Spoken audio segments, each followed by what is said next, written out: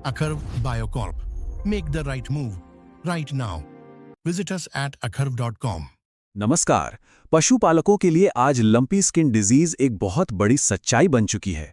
तो आज हम इसी पर बात करेंगे, समझेंगे कि इस बीमारी से अपने पशुओं को कैसे बचाया जा सकता है और अपने व्यवसाय को कैसे सुरक्षित रखा जा सकता है।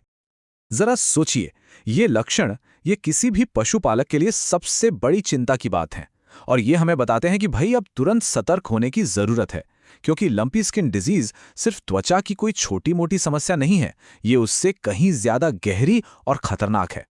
तो चलिए सबसे पहले यही समझते हैं कि लंपी स्किन डिजीज या जिसे LSD भी कहते हैं, वो सिर्फ त्वचा पर दिखने वाली गांठों तक की बात नहीं है। इसका असर जानवर के पूरे शरीर पर अंदर तक होता है। तो ये LSD आखिर है क्या भला?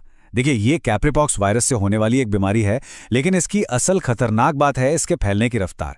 एक बार ये फैलना शुरू होती है तो पूरे के पूरे इलाके को अपनी चपेट में ले सकती है और जानवर की सेहत के हर पहलू को नुकसान पहुंचाती है। सबसे जरूरी सवाल, ये फैलता कैसे है? देखिए, ये हवा में मौजूद कीड़ों से लेकर हमारे औजारों तक कहीं से भी आ सकता है। मच्छर, मक्खी और टिक ये इसके सबसे बड़े वाहक हैं। लेकिन ये सिर्फ यहीं तक नहीं रुकता, ये संक्रमित जानवर के सीधे संपर्क में आने या फिर इस्तेमाल की गई सुई और उपकरणों से भी फैलता है। और हाँ, एक बात और, जिन जानवरों की इम्यूनिटी यानी रोग से लड़ने की ताकत पहले से ही कमजोर है, वो सबसे पहले इसका शिकार बनते हैं। मौसम का भी इसमें बहुत बड़ा हाथ है, पता है। जैसे ही बारिश और गर्मी का मौसम आता है, कीड़े मकोड़ों की आबादी एकदम से बढ़ जाती है और उनके साथ ही बढ़ जाता है LSD का खतरा। इसका सीधा मतलब है कि इन महीनों में हमें अपनी तैयारी डबल करनी होगी। तो इस हिस्से का सबसे जरूरी संदेश यही है, ये बीमारी सिर्फ वायरस के कारण नहीं होती, ये एक तरह का अलार्म है जो बताता है कि शायद फार्म के मैनेजमेंट में या जानवर की अपनी इम्यूनिटी में कहीं कोई कमी रह गई है। अच्छा, अब हम बात करेंगे उन संकेतों की जिन्हें भूलकर भी नजरअंदाज नहीं करना चाहिए, और ये भी समझेंगे कि अगर ये बीमारी फार्म पर आ जाए तो एक किसान को इसकी क्या और कितनी बड़ी कीमत चुकानी पड़ती है। देखिए, ये बीमारी 3 मुख्य स्टेज में आगे बढ़ती है। सबसे पहले जानवर को तेज बुखार चढ़ता है और वो एकदम कमजोर हो जाता है। फिर उसके पूरे शरीर पर सख्त गोल गोल गांठें उभरने लगती हैं और अगर इन्हें समय पर नहीं संभाला तो यही गांठें खतरनाक घावों में बदल जाती हैं, जिससे इन्फेक्शन का खतरा कई गुना बढ़ जाता है। अब आते हैं उस नुकसान पर जो सीधा सीधा जेब पर असर डालता है। दूध उत्पादन में 30 से 70% तक की गिरावट। आप सोच कर देखिए, एक स्वस्थ गाय के मुकाबले एक बीमार गाय का दूध उत्पादन आधे से भी कम रह जाता है। ये किसी भी डेयरी किसान की कमर तोड़ने के लिए काफी है। लेकिन कहानी सिर्फ दूध पर खत्म नहीं होती। अरे, इलाज का खर्च आसमान छूने लगता है, जानवर की प्रजनन क्षमता पर असर पड़ता है, यहां तक कि गर्भपात भी हो सकता है और बाजार में उसकी कीमत धड़ाम से गिर जाती है। इन सबके ऊपर से रिकवरी में लंबा समय लगता है और किसान को जो मानसिक तनाव होता है वो अलग। तो इस पूरे सेक्शन का निचोड़ क्या है? असली दुश्मन बीमारी नहीं, बल्कि देर से की गई पहचान है। जितनी जल्दी लक्षणों को पकड़ लिया जाएगा, नुकसान उतना ही कम होगा। सीधी सी बात है।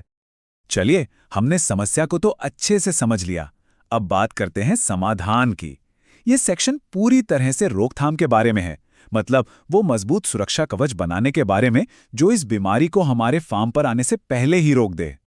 इसकी रोकथाम की रणनीति सिर्फ 4 मजबूत पिलर्स पर टिकी है। पहला और सबसे जरूरी है टीकाकरण। दूसरा, कीड़ों पर पूरी तरह से नियंत्रण रखना।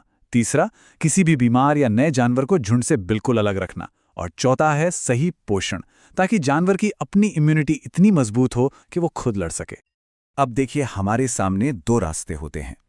एक रास्ता है कि हम बीमारी आने का इंतजार करें और फिर महंगे इलाज में फंस जाएं, और दूसरा रास्ता है कि हम पहले से ही तैयारी करें।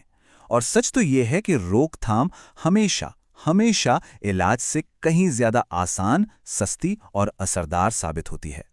तो ये बात गांठ बांध लीजिए, असली जीत दवाइयों में नहीं, बल्कि एक सिस्टमैटिक और डिसिप्लिन्ड रोकथाम की प्लानिंग में है। लेकिन चलिए एक पल के लिए मान लेते हैं कि सारी कोशिशों के बाद भी कोई जानवर बीमार पड़ ही गया, तो अब क्या? हिम्मत नहीं हारनी है। अब हम जानेंगे कि रिकवरी के इस मुश्किल रास्ते पर हम अपने जानवर की मदद कैसे कर सकते हैं। रिकवरी का सबसे पहला और ज़रूरी कदम है जानवर की अपनी लड़ने की ताकत, मतलब उसकी इम्यूनिटी को बढ़ाना। इसके लिए विटामिन ए, ई और सी के साथ साथ जिंक और सिलीनियम जैसे मिनरल्स बहुत ज़रूरी हैं। याद रखिए, जितनी मजबूत इम्यूनिटी होगी, रिकवरी भी उतनी ही तेजी से होगी।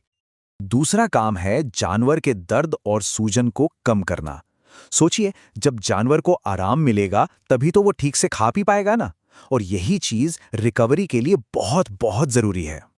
तीसरा स्टेप है त्वचा की देखभाल, क्योंकि इस बीमारी का सबसे बड़ा हमला तो त्वचा पर ही होता है।